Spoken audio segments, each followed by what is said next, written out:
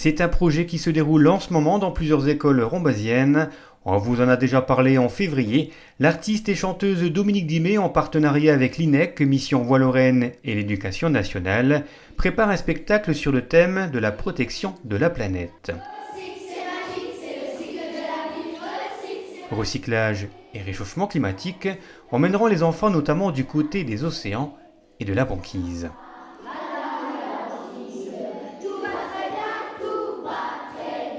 Une initiative alliant l'artistique et la sensibilisation qui a pris une autre tournure avec l'intervention dans ces mêmes classes de Victor. Âgé de 13 ans, il a déjà une belle expérience derrière lui en matière de protection animale et d'engagement associatif. Ici, chez les CM1 de la ville basse, il a souhaité recentrer le débat sur la faune locale. Les phacochères, ça c'est en Afrique. Ici c'est les sangliers.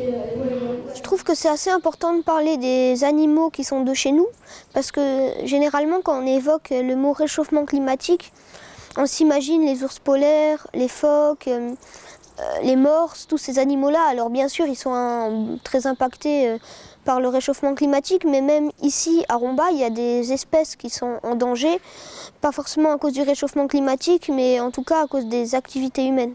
Et ces activités humaines ont de quoi perturber notre environnement. Alors, image à la pluie, c'est en petit bonhomme convaincu et convaincant qu'il a expliqué à cette génération les gestes pouvant aider les animaux de nos régions et surtout les oiseaux. Dans son jardin, on peut très bien installer des nichoirs pour pouvoir favoriser la nidification des oiseaux. On peut les aider durant l'hiver en leur donnant à manger. Et aussi, dans un jardin, il est important de laisser un petit coin de nature sauvage avec des insectes pour que les insectes puissent venir, avec des fleurs d'ici. Et donc tout ça peut aider les oiseaux. D'accord. Alors ça, c'est ce qu'on peut faire, mais est-ce qu'il y a des choses qu'on ne doit pas faire, qu'on ferait parce qu'on pense bien faire, mais qu'on ne doit pas faire? Oui, il y en a beaucoup. Par exemple, je prends l'exemple du Fond Saint-Martin à Romba. Beaucoup de gens donnent du pain aux canards. Et souvent les gens pensent bien faire, mais le pain est pas bon pour les oiseaux, les canards, tous les oiseaux en général. Il y a des centaines d'oiseaux qui meurent chaque année à cause du pain. Ça leur provoque des maladies au foie.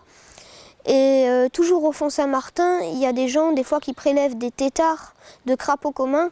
Et c'est une activité donc qui est illégale car le crapaud commun est une espèce protégée.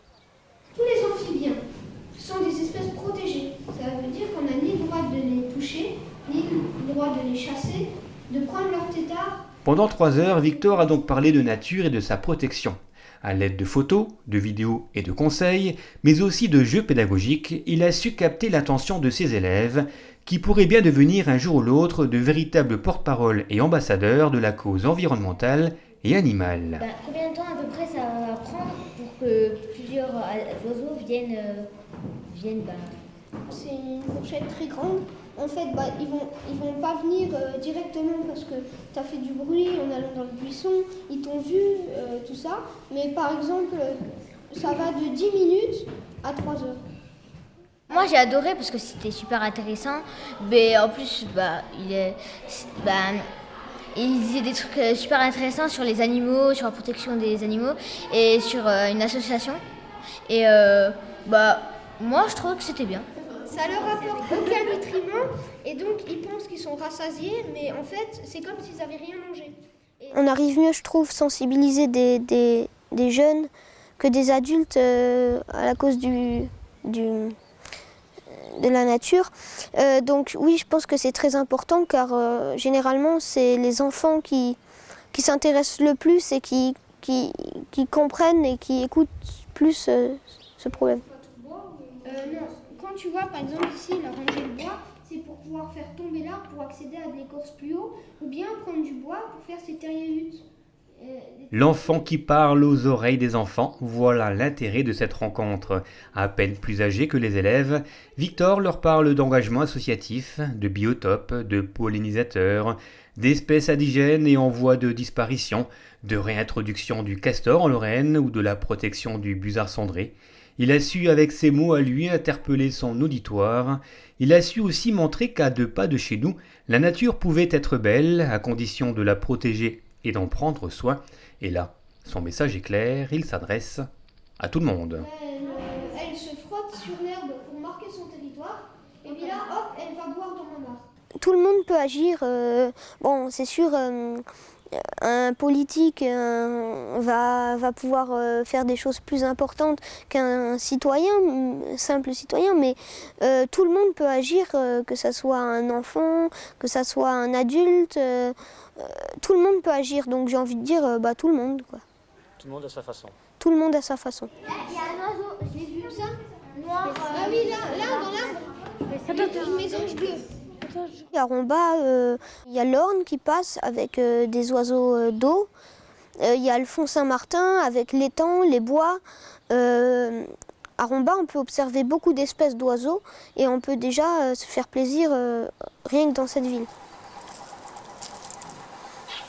Il y a aussi des mammifères, des reptiles, des amphibiens. Au Font Saint-Martin, on peut observer des crapauds communs, des crapauds accoucheurs, des grenouilles rousses. Il y a même des salamandres. En mammifères, même en ville, il y a les fuines, il y a tous les chevreuils, les sangliers. Non, franchement, il y a beaucoup de choses. Fuines, renards, chevreuils et sangliers, des animaux qui ne font pas toujours l'unanimité. Alors, là aussi, les convictions de Victor prennent le dessus et il fait appel au bon sens et à la cohabitation générale. Sachant que ce n'est pas en piégeant un renard qu'il va plus en avoir sur notre terrain, car il y en a forcément d'autres qui vont revenir. C'est pareil pour le sanglier, c'est pas la chasse qui va réussir à faire qu'il n'y ait plus de dégâts de la part des sangliers. Mais je pense que le plus important qu'il faudrait faire, c'est... Certes, c'est pas plaisant quand nous mange nos poules ou quand nous mange nos carottes, le sanglier ou des choses comme ça, mais il faut quand même, on prend quand même une place importante dans la nature et il faut quand même qu'on arrive, du moins qu'on essaye à cohabiter avec les animaux sauvages qui nous entourent, car on n'a pas que déjà assez la nature comme ça, on ne va pas non plus trouver tout le temps des choses contre la faune. Après la présence de Dominique Dimet dans les écoles et celle de Victor, ce projet prend une belle allure. Les enfants présenteront leur spectacle en juin à l'espace culturel, alors que Victor exposera toujours à l'espace culturel quelques-unes de ses plus belles photos et présentera également le rôle de certaines associations en matière de protection de la nature. Victor, est-ce que tu aurais quelque chose à rajouter pour terminer ce sujet? Le mot de la fin est pour toi. Ouvrez les yeux quand vous vous promenez à Romba, il y a toujours plein de choses à observer.